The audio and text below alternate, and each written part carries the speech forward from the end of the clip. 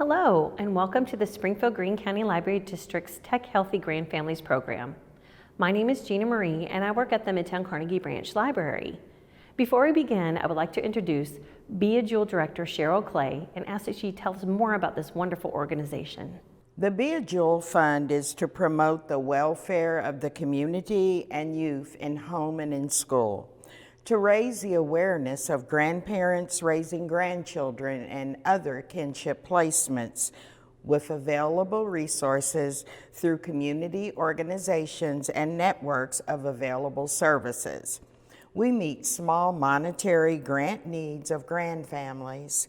We try to provide a solution for needs that other organizations cannot help with or it's outside their scope. Many times, these families are created with no notice due to difficult circumstances. We try to make this adjustment a little easier by providing a little financial help. We also provide resources and workshops to assist with families who are raising children in their later years or the second time around. Today, we are pleased to present the Tech Healthy Grandfamily Workshop.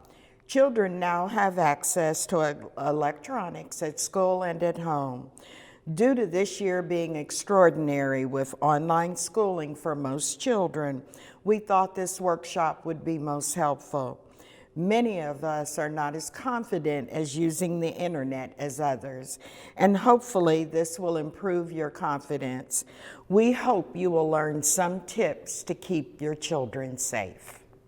We're so pleased that you've joined us. We know how challenging it can be to monitor ourselves and our family's use of technology.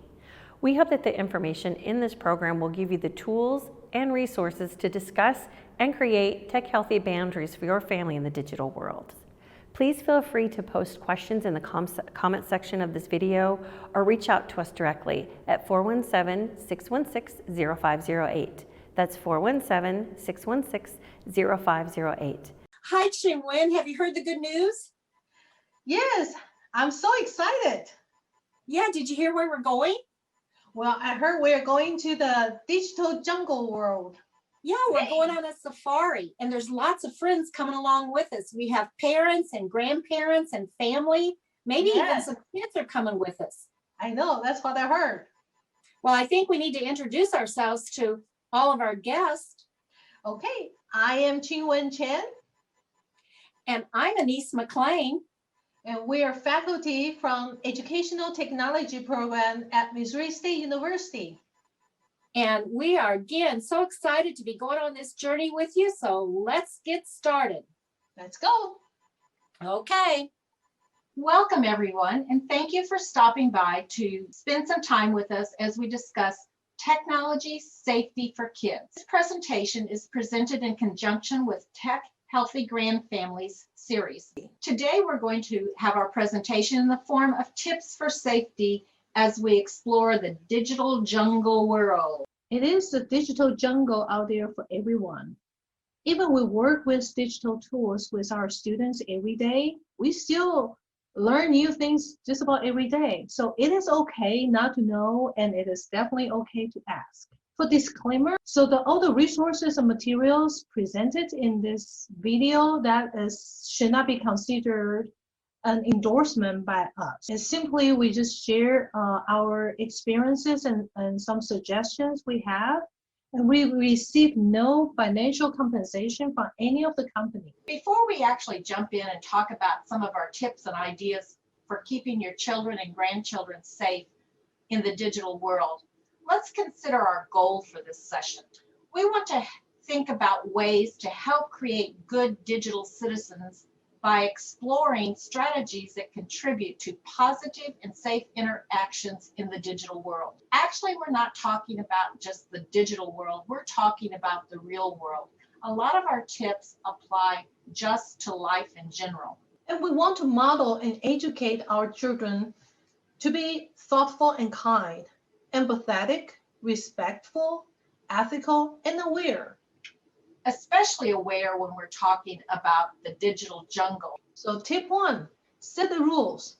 Denise, who should set the rules and why? Well, you know, as a parent, and a teacher, I always thought it was up to me and it was my job to set the rules. But what we know is that there's more buy-in if those that are being affected by the rules help make the rules.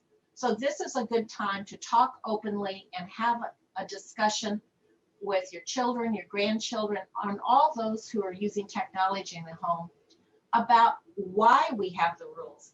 What are the boundaries? Boundaries help give kids a sense of security. They feel comfortable having those limits. Remember, we are the role models. Jingwen, now that we have rules, everything's going to be smooth sailing, right? There won't be any setbacks. Yeah, we wish everything will be smooth. Kids like to test boundary. And so mistakes, we're going to see that over and over. So now the important part is we got to make sure they are really careful on internet, because now the mistakes, they are Googleable, if that's even a word. It's out there for the whole world to see. So we have to make sure they don't make certain mistakes. So I think what we're saying is the focus should be on the do's. We want to be positive in setting the rules. But there are times where you want to have specific don'ts, and that are any of the rules that refer to children being safe. So for examples, what are some examples of rules that you might consider making with your children and grandchildren? Well, like mealtime, we can say we want to focus our family time during meals, so no TV and no texting. Oh, and visibility. This is this kid's favorite. They love people looking over their shoulder, right, Jim? Oh, yeah. Well, for visibility, we can place the devices in public areas. So we can subtly walk by occasionally and look over their shoulder, ask some questions. And also, there's a trick. So you might put a mirror behind the computer so you can just casually walk by and see what's happening on the computer. So at night, it's probably a good idea to turn off all devices, put them in a charging station, and stow them away and out of reach. But you do have to consider the safety of your child or grandchild having access to their phone at night. What about privacy? What are we talking about, Chingwen, when we say privacy? Well, we really need to let the children know they need to keep personal and family information private.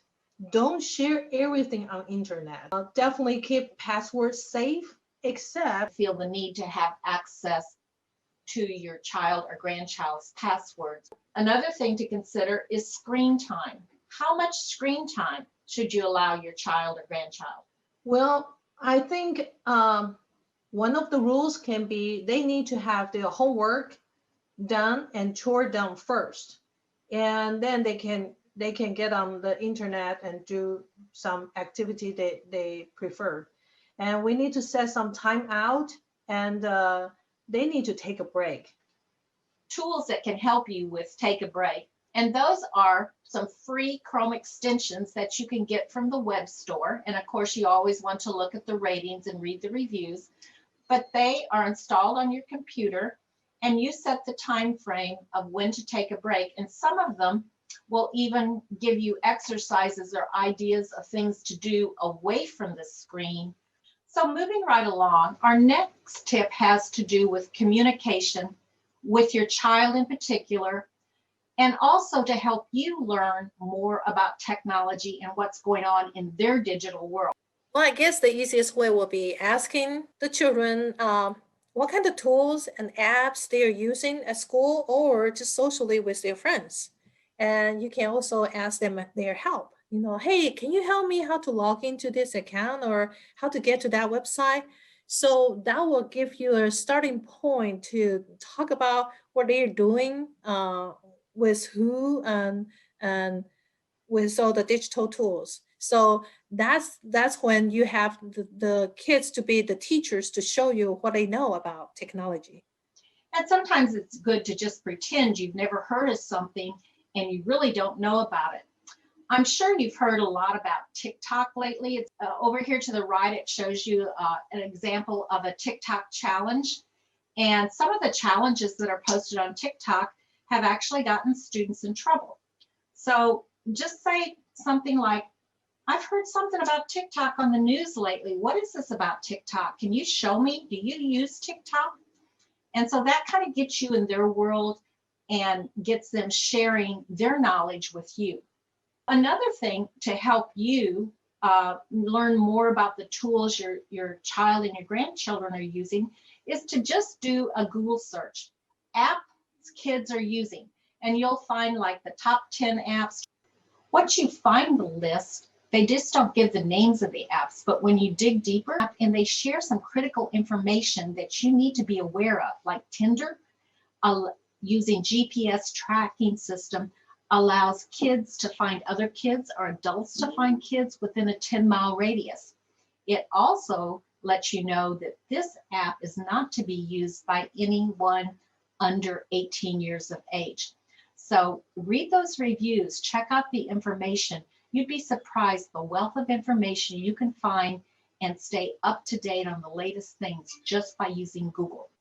Tip 3, follow laws and regulations. Denise, what kind of laws and regulation parents and grandparents should pay attention to? Well, there's more laws than these two that we're showing here, but the Children's Online Privacy Protection Rule has to do with websites and services and apps that have a restriction. The reason these restrictions and these age restrictions are imposed is because of data and the data they collect from the users. So they don't want children on sites where the company is collecting and redistributing information about the youth. Now, the good news is there's the Children's Internet Protection Act, and it's been around a long time. This should give you comfort to know that schools and libraries are required to have filtering and blocking of pictures and other information that's considered obscene or pornographic. And does it protect your child from everything? No, because children can be very creative and inventive, and some of them have learned ways around these blocks. Here are a couple of examples I want to show you, like Remind. Remind is a very popular instant message app, and they set the age limit to age 18. And of course, here's the Instagram that's everybody having an account for Instagram, and their age limit is 13. Now we're going to move on to the next tip. Tip 4, be aware of cyberbullying. Every school district is required to adopt an anti-bullying policy. So this is not just for cyberbullying, this is basically for bullying in general. Schools really like to and prefer to do things from the aspect of using kind words, being a good friend. Missouri also has a criminal law related to cyberbullying. It's important, especially for older children, to know there are laws in place that can result in criminal charges for instances of harassment and bullying. Something that grandparents and parents need to be aware of is to look for the signs that may be demonstrated by your child or your teen or your grandchild if they are either experiencing instances of bullying or maybe they are doing some bullying as retaliation. Ching-Wen, what are some of the signs that parents and grandparents need to be aware of?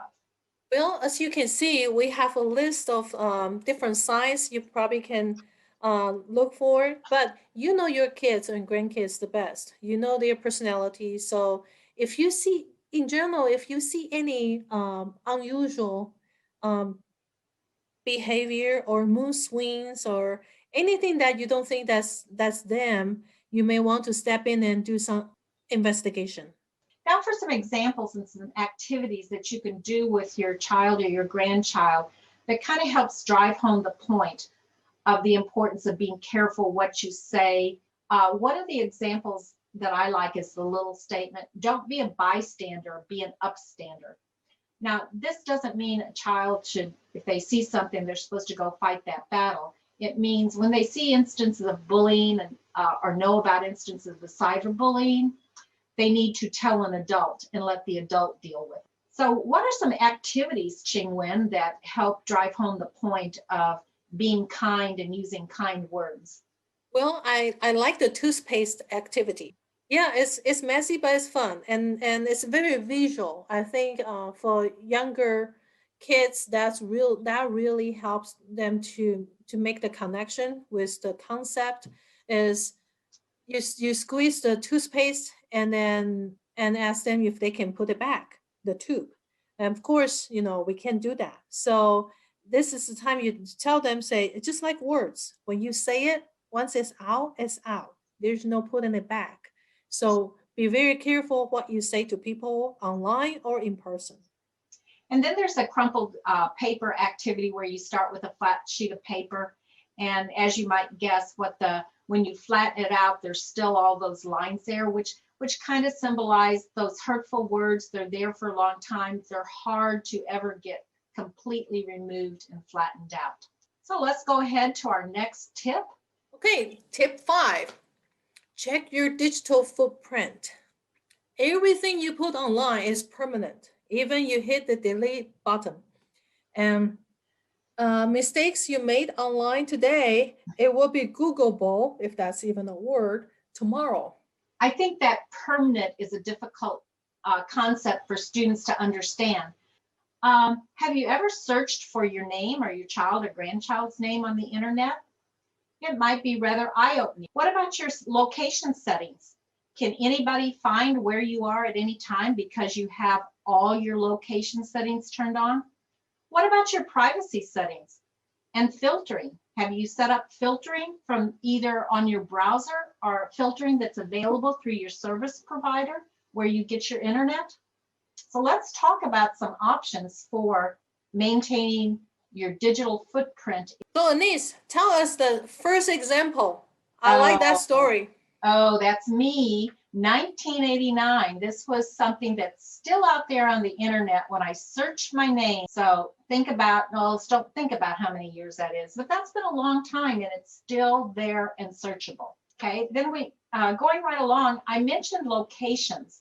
Snapchat, look at this visual location of Snapchat. This is an app a lot of students use. And the problem with this is anybody that's on Snapchat that's part of that friend group can find out where you are.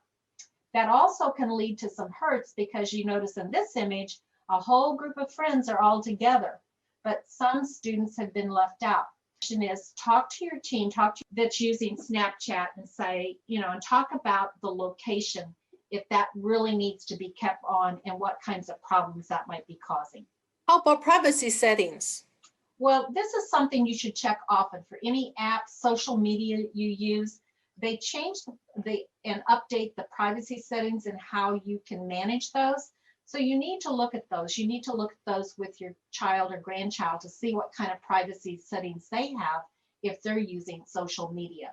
So this is the setting up the filtering on your browser. Depending on what browser you're using, Google, Chrome, or Internet Explorer, Edge, or Firefox, it's similar. May not be the exact same wording, but it's the similar place and similar setting.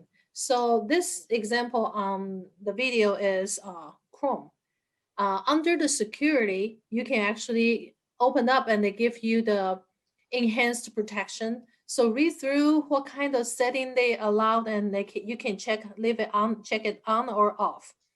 And also, don't forget, you can also check the browser history. And this, you know exactly your child or grandchild has been on what website, and they have timestamps, so you know when and for how long on what website looking for certain information.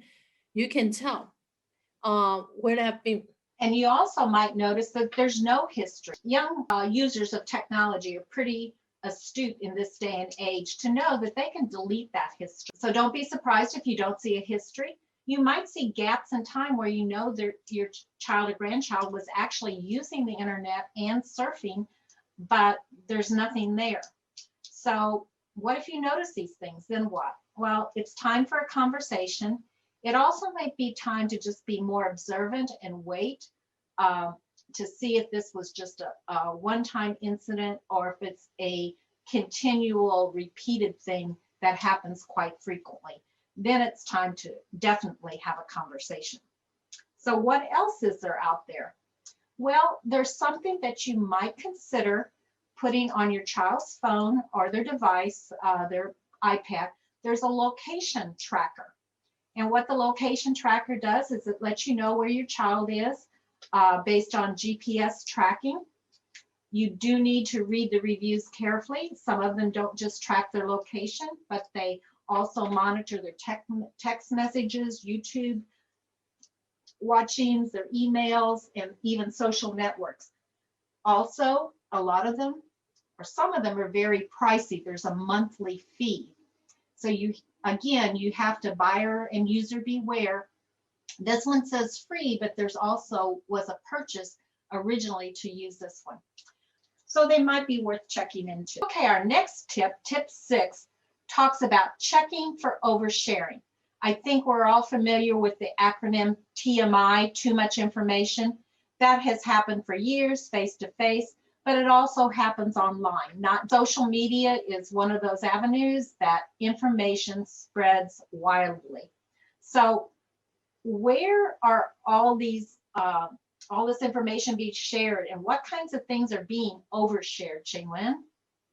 Well, kids, they spend so much time on social media, so that will be the first place they're going to share everything about anything about to anybody.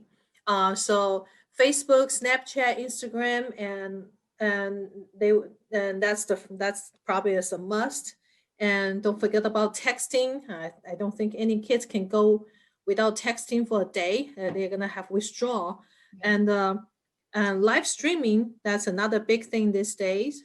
So Live that's just, videos, you just push one button and there you are sharing yeah, everything sharing live with all your friends in real time. in real Yes. time. Yeah.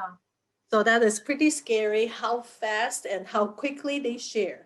And they are so eager to share their life with their friends. And sometimes I don't even think they think through what they're sharing. Things you and I will think, what's the point? And they think it's important and it's funny to share. The passwords, and that's definitely a big no. And they need to know not to share. And embarrassing photos, they think it's funny, but actually it's not so funny later on if that comes back to bite you. Some private family matters and or bragging, and they also vent, so they probably use some bad language or wrong gossip, wrong information, and just one pass to the other and then go viral. So Okay. So how do we drive this point home with kids? We tell them not to share personal information, and we use the acronym YAPI to help them remember not to share their name, their address, their phone number, their password, their plans, or their birthday, which we know can all lead to identity theft. But Qinglin, there you go with the toothbrush again. What's that about? Let me talk about this. I like the toothpaste and toothbrush. And so for the toothbrush, that's a very personal item. We use it every day, but we definitely don't want to share with other people. So that will give them another visual picture to say, hey, if you don't even want to share toothbrush with other people, why are you sharing your password? That is just equal or more important is a private information that you don't ever want to share with anybody.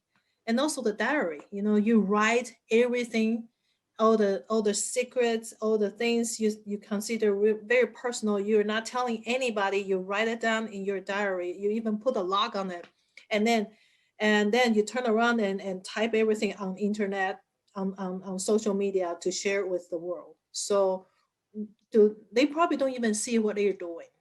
And just like we tell our best friend, oh, I'm going to tell you something, but don't tell anybody else. People do that in text now or do it in social media, and they say, oh, I want to tell you something, but don't tell anybody else. Oh, yeah, we all know how that works. Everybody promised not sharing, then five minutes later, and another 20 people already know your big secret. Yeah, so secrets aren't secrets if you tell someone. On to tip 7. Tip 7, control inappropriate content. So what is inappropriate content? Well, the inappropriate content can come in all forms. It can come through a pop-up ad, some kind of advertisement that's just not too good for young children. It could be a video. It could be a discussion. And basically anything that is upsetting information or wrong information is considered inappropriate content. Older children might encounter sexting, which these are all things that you need to have conversations with your child about to help them understand how they should react. So, Ching-Wen, what are some guidelines for how parents and grandparents should react to these situations to help their child understand how to react? Well, first, parents and grandparents, take a deep breath. Be calm. Everything's gonna be okay. So sit down and talk about this with the kids. So if you act calm and they are more willing to share, and then tell them the risk they're taking and the law they may possibly be breaking and all the consequences. And remember, we talked about this earlier, that you can actually go in and change your browser setting, so you have more control in terms of what kind of image or information your browser will filter through. And also you can check with your service provider, and they will have a different setting or tools for you to use to block certain information. And these days, kids, they're all kinds of game all the time. So sometimes they also get some inappropriate content through those gaming. So you need to talk about that so they're aware of certain things. They'll be more alert. Okay, so examples. If your child, your grandchild, accidentally posts something that they realize later might be considered inappropriate, just kind of makes somebody a little bit upset, contact the social media site, the photo hosting site where these things were posted. Most sites will take down the inappropriate image, and there's different protocols for reporting that. So check with the social media site. You need to ask a lot of questions about any incident that happened. If it's something that is scary and could lead to a very harmful situation, at that point you contact the local police. So Ching-Wen, what's this child-friendly search engine things I see here? Well, we mostly use Google. That's for everybody. But for little kids, for younger users, we want them to use the search engines that are more customized to younger user. So they block certain information or image or from the websites. So these are some pretty good child-friendly search engines. And not only do they filter inappropriate images and content, but they also try to filter out content that's geared more to adults. So they, instead of 7 million results when they do a search, they may only get 500,000. So that's a good thing in that way as well. Tip 8, when online, beware and be aware. We need to educate our children to be more alert and not to be so trusting everything they see and heard online. When things sounds too good to be true, it probably is. You know, congratulations, you just win the free big prize, a free iPad. If you just provide this following information, we will ship you the free iPad. Really? That's too good. Even to this day, I probably average get those emails once a week at least. Well, your Google account or your Apple account is suspended. You need to verify your account. You need to re-enter your password. That's phishing. That's people trying to gain access to their account, and they need to know and be more careful and be more suspicious about this kind of email and information. And they also play a lot of online gaming and chat with people they know or don't know, or they think they know, actually they don't really know on social media. And so they need to be very careful who they are talking to. So we need to really teach them, be more careful, be more alert, and just not to be so trusting. Next part, be aware. The message we want to send home here with our children and grandchildren is to think. Think before they post. Is it true? Is what you're posting helpful information? And then utmost important is what you're saying and what you're posting or reposting. Is it kind? Is it caring? Is it helping your digital image? Is it adding something negative to your digital footprint? So it's constant conversation with our children and our grandchildren to help them be aware and be aware. Hi, everybody. Our trip to the digital jungle world has come to an end, but thank you all so much for joining us. Look, Chingwen, I made a lot of new friends. I know, they are cute friends. Yeah, so excited. Yes, I had a good time, and I hope you enjoyed this trip with us as well. And thank you. See ya. Anise McLean signing off. Qingwen Chen signing off. Bye. Bye. For more information, visit us online at thelibrary.org or stop in to the Edge Community Technology Center or one of our public libraries. Thank you so much. Have a good day.